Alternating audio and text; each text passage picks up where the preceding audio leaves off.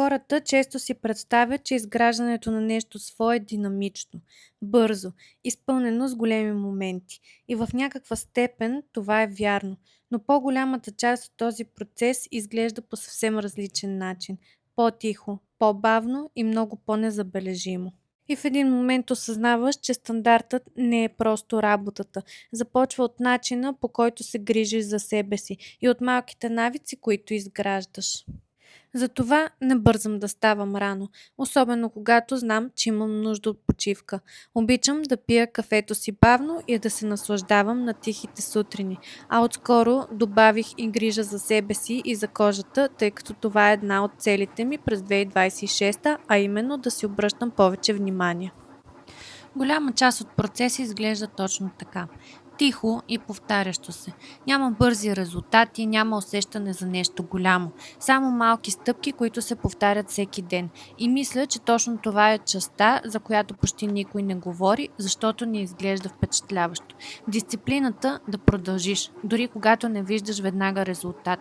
Това да се върнеш към работата си, дори когато вниманието ти е на няколко места. И в избора да правиш нещата добре, дори когато никой не гледа.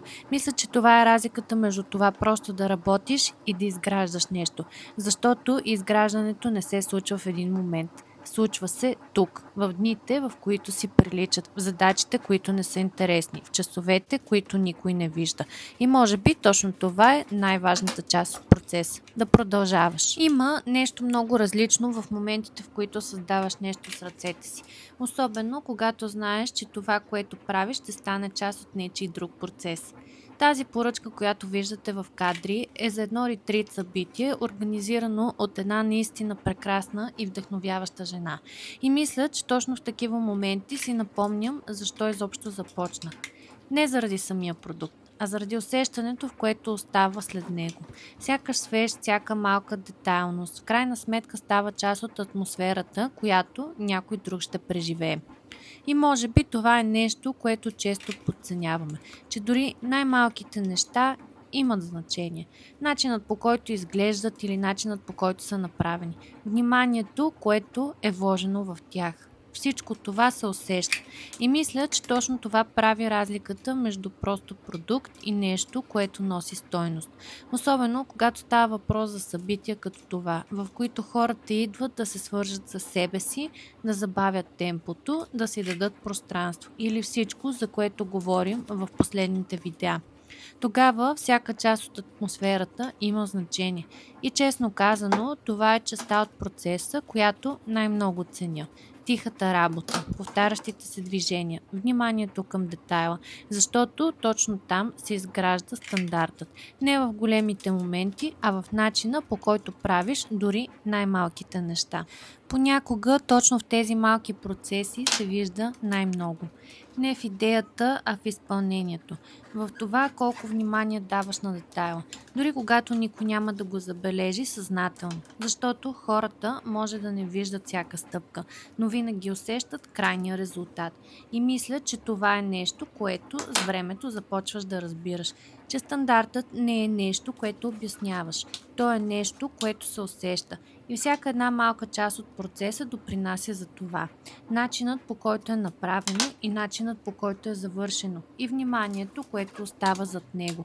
Може би точно за това никога не съм приемала тези моменти като нещо малко. Защото именно тук се изгражда разликата. Не в това как изглежда отвън, а в това как е направено отвътре. А точно в тези кадри осъзнавам, че трябва да си взема специална пинсетка за отлепяне на етикети, защото с ногтите и с клещите за рязане малко се поизмъчих. В следващите кадри виждате крайния резултат на това, което сътворих, и ще се радвам да споделите в коментарите какво мислите.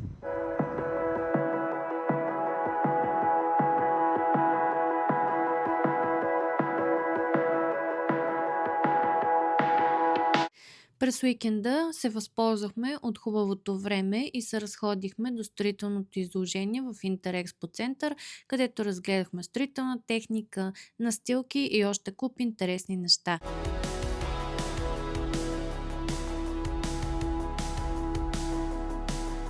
След разходката ни предстоеше да се захванем с нещо много по-сериозно, а именно почистването на новият ни апартамент. Има нещо много странно в началото на един нов процес. Всичко изглежда празно, малко студено и сякаш все още няма история. Но точно в такива моменти започваш да виждаш потенциала. Не такъв какъвто е, а такъв какъвто може да стане.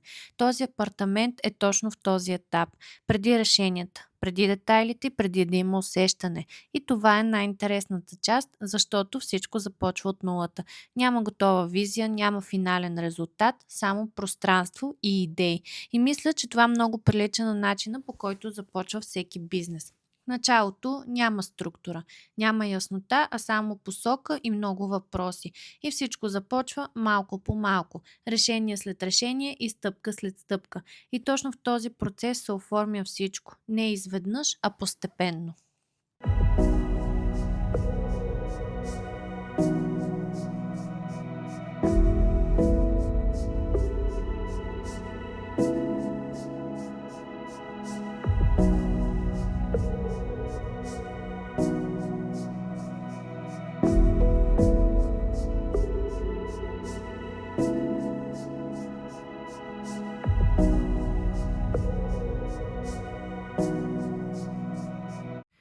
И има нещо много ценно в това да правиш тези неща и да не си сама. Да имаш човек до себе си, който ти помага, било то родител, партньор или приятел, без да задава много въпроси. Просто да е там и да разчиташ да те подкрепи в трудните моменти. И мисля, че често подценяваме тези моменти, защото сме свикнали да гледаме само крайните резултати. Когато се изгражда нещо дългосрочно, трябва да имаш изключително много търпение. А на мен тази част често ми обягва, защото се научих, че нищо стойностно не се случва бързо. Нито в пространството около нас, нито в нещата, които изграждаме. И може би това е нещо, което все повече започвам да приемам. Все пак в предишно видео си говорихме именно за бързането и за това да искаш да хванеш момента на всяка цена. Отварям малка скоба да кажа, че в кадрите се появяват моят баща и искрено се надявам да не ми се разсърди, че съм го снимала и съм го качила в интернет. Стискайте палци! Както си говорихме в предишно видео, не всичко трябва да се случва веднага. Има стойност това да отделиш време и да направиш нещата както трябва, дори когато това означава да започнеш от най-базовото, като това да почистиш едно празно пространство. Защото в крайна сметка стандартът не се вижда само в крайния резултат. Той се вижда в начина, по който стигаш до него, във вниманието към детайла, в търпението, в отношението към процеса и в това колко си готов да вложиш, още преди да има какво да покажеш. Може би точно за това този етап ми е толкова интересен, защото тук няма нищо завършено, но има всичко възможно. И мисля, че това е едно от най-красивите неща. Да видиш началото на нещо и да знае, че ще предстои да го изградиш.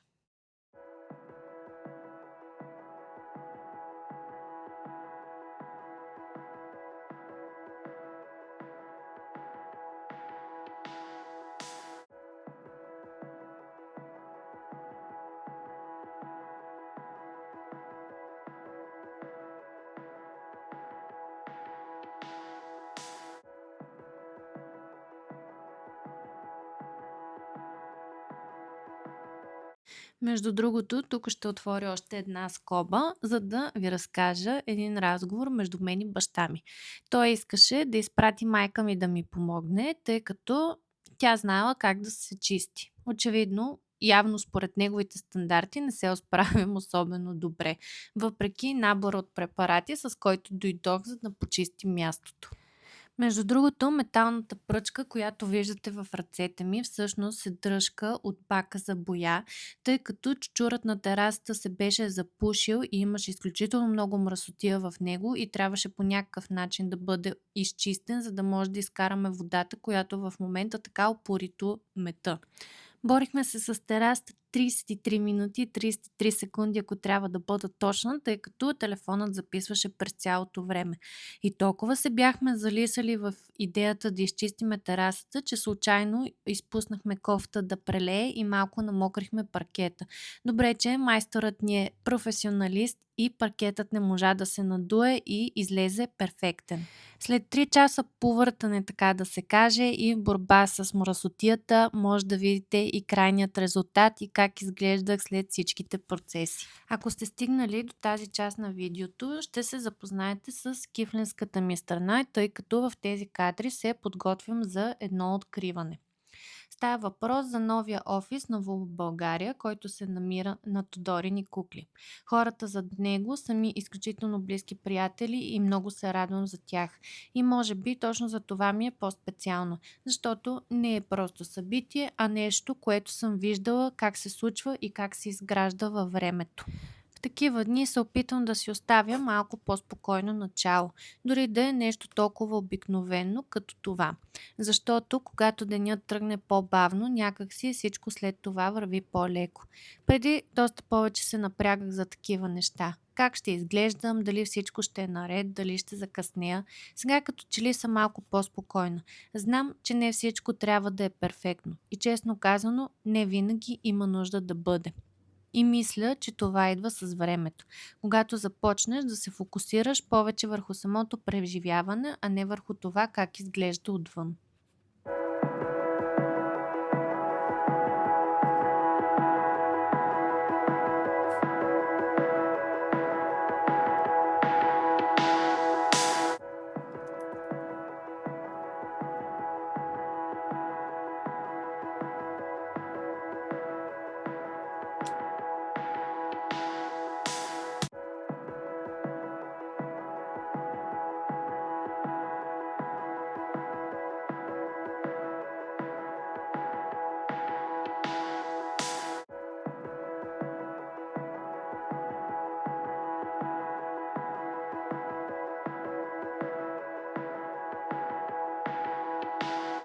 И всъщност това са моментите, които най-много ми харесват. Когато няма напрежение, няма очакване да е нещо кой знае какво, просто отиваш, за да бъдеш там и да окажеш подкрепа. Понякога точно тези 10-15 минути правят най-голяма разлика за целия ден. Не толкова заради самото действие, а защото ти дава време да се събереш. Има нещо спокояващо в това да правиш познато действие. Нещо, което не изисква да мислиш прекалено много, а просто да му се насладиш. Може би за това толкова много хора имат такива малки ритуали. Не защото са задължителни, а защото помагат да забавиш темпото. Понякога дори си подреждам деня в главата точно в такива моменти. Какво предстои, какво е важно и какво може да изчака. И честно казано, това ми помага да вляза в деня много по-фокусирано. Мисля, че преди подценявах тези моменти. Изглеждат малки, но реално влияят на всичко след това. И с времето започнах да ги приемам като част от процеса, а не като нещо отделно. Не всичко трябва да е продуктивно, за да има стойност. Понякога стойността е просто в това да си дадеш малко време и да не бързаш за момент. Особено в дни, в които знаеш, ще те чака по-динамична част, защото това също е част от стандарта.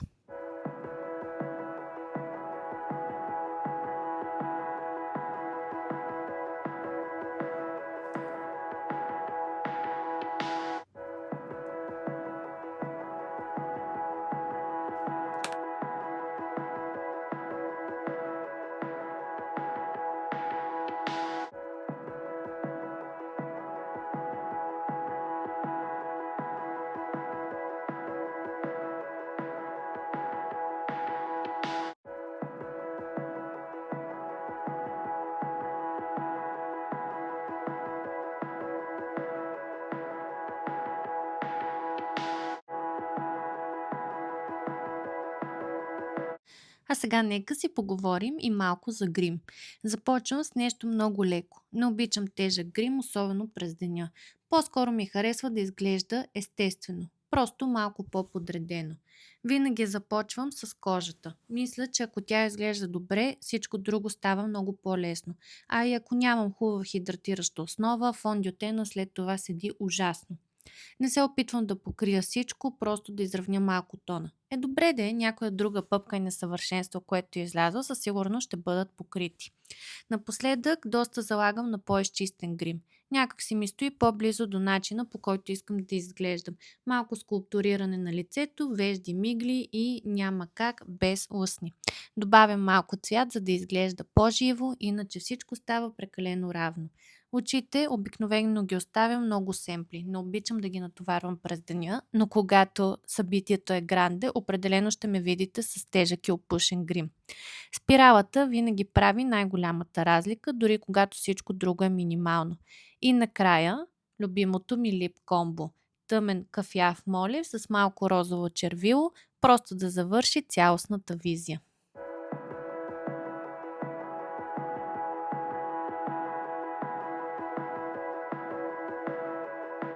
И вече стигаме до същинската част, а именно откриването. Офисът на Вуба се намира на Додорини кукли номер 10 и е на изключително комуникативно място. Имаше страхотни здравословни неща за хапване и за пиване, а хората, които седят зад него, са ми изключително близки и знам колко време и усилия стоят зад всичко това. Така че им пожелавам изключително огромен успех и да ни поканят на поне още 100 откривания. А настилките, те са просто вълшебство. След обедът продължи с опаковането и изпращането на няколко поръчки на нашите Urban фигури и съответно събиране на пратки от офисите на Еконт.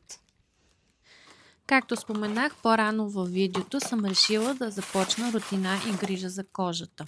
И направих няколко поръчки от Йенгенс по случай рождения им ден и отварям скоба, че видеото не е спонсорирано.